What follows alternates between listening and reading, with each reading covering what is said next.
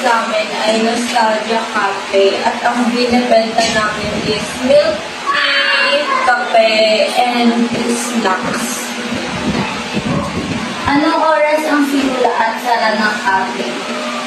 Nagbubukas kami ng 1 p.m. since yun yung labasan ng mga estudyante at nagsasara kami ng mga 10 p.m. Ilan ang nagtatrabaho at anong role ng mga nagtatrabaho? Dalawa yung nagtatrabaho dito. Isang barista at isang kitchen lang nagluluto ng mga snacks.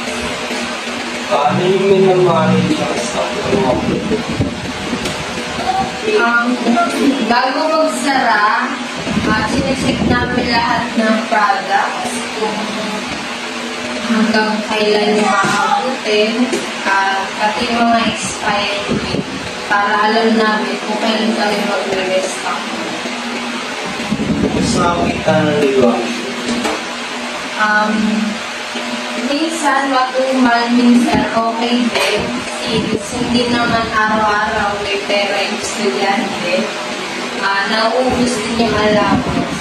Pero ayos naman, nakakabawi pa.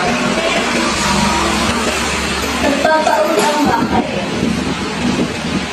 Hindi kami nagpapautang since affordable naman yung mga binibenta namin at pang student. Kaya naman ng mga estudyante, so hindi kami nagpapautang.